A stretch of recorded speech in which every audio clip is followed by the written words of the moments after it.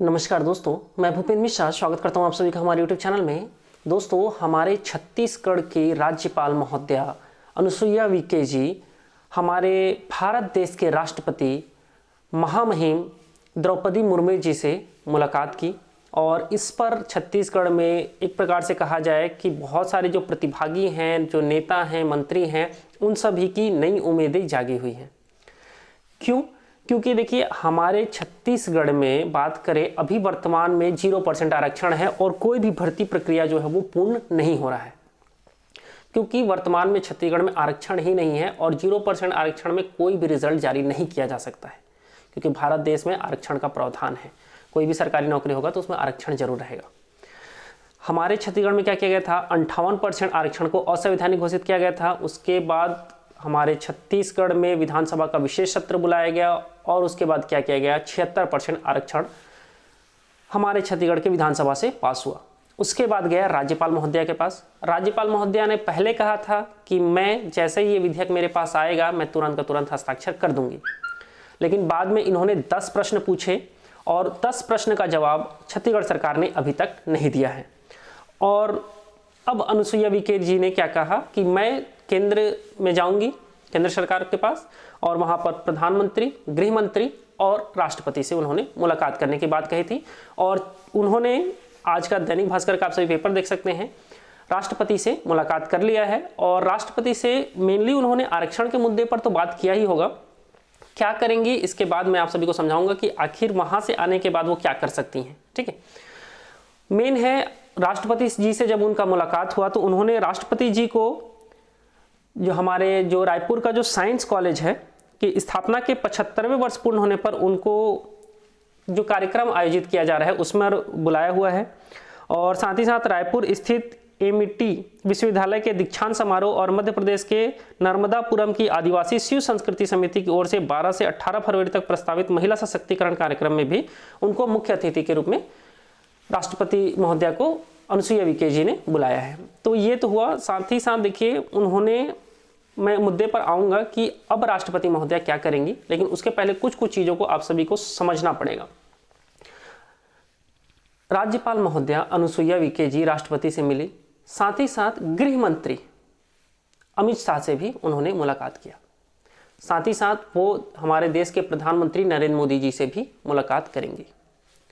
देखिए, एक्चुअल में क्या है, यहाँ पर एक प्रकार से अगर पॉलिटिक्स खेला जाए, देख सकते हैं हम सभी, प्रधानमंत्री हैं बीजेपी से ही आते हैं, अमित शाह जी हैं बीजेपी से ही आते हैं, और आप सभी जानते हैं जो राष्ट्रपति का जो चुनाव होता है उसमें भी जिस दल का सबसे ज़्यादा बहुमत हो, लगभग वो पार्टी जिसको सपोर्ट करती है वही जाकर के राष्ट्रपति बनता है। मैं यहाँ पर किसी को पक्षपात रूप से नहीं बता रहा हूँ, ये नहीं बोल रहा हूँ कि क्या राज्यपाल महोदया के माइंड में कहीं बीजेपी का कुछ थॉट तो नहीं है, मैं ऐसा कुछ भी नहीं बोल रहा हूँ, मैं बस आप सभी को एक्सप्लेन करना चाह रहा हूँ, उसको समझिएगा। तो ये एक प्रकार से प्रधानमंत्री और गृह मंत्री वो एक पर्टिकुलर पार्टी से आते हैं और हमारे छत्तीसगढ़ में वो पार्टी अभी वर्तमान में नहीं है, अपोजिट पार्टी है जो कि कांग्रेस है। ठीक है, अब एक्चुअल में क्या है, हमारे छत्तीसगढ़ में होना है 2023 में चुनाव, और छत्तीसगढ़ में अब तक कोई भी वैकेंसी सक्सेसफुल कंप्लीट नहीं हुआ है। समझिएगा इस चीज़ों को। पहले कोरोना काल था, उसके बाद आया क्या, आरक्षण वाला मसला, जिसके कारण से हमारे छत्तीसगढ़ में कोई भी वैकेंसी सक्सेसफुल तो कंप्लीट नहीं हुआ, लास्ट में जाकर के अटका हुआ है। ऐसा बहुत सारी भर्तियां हैं।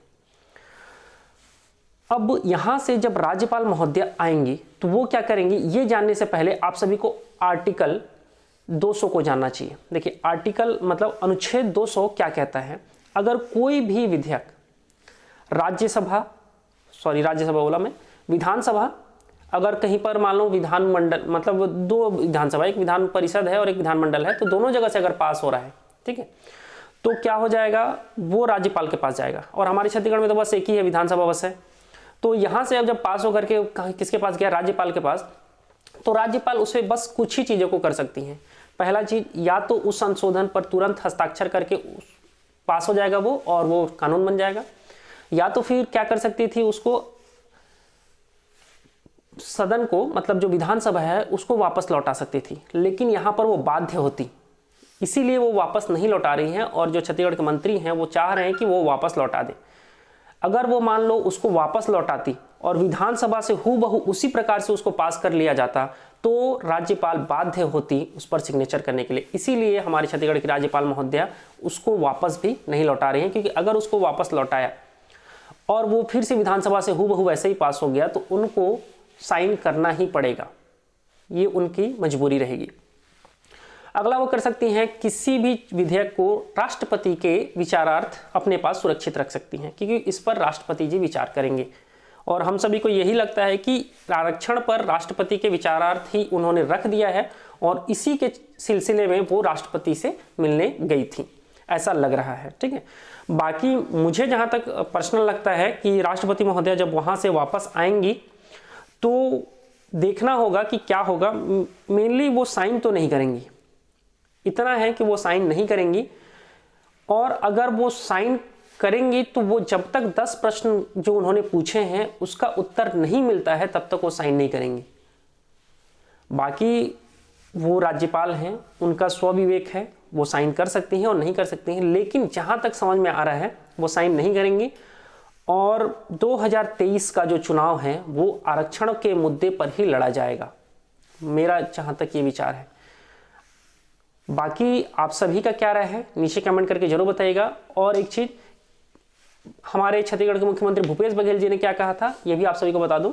भूपेश बघेल का कहना है कि अगर राज्यपाल महोदया राष्ट्रपति से मिली हैं तो उन्हें राष्ट्रपति से ये बात करना चाहिए कि ये जो संशोधन विधेयक है इसको तो मैं तुरंत साइन करके आपके पास भेज दूंगी, और आप कोशिश करिए कि छत्तीसगढ़ का ये जो आरक्षण वाला टॉपिक है ये 9वीं अनुसूची में शामिल हो जाए।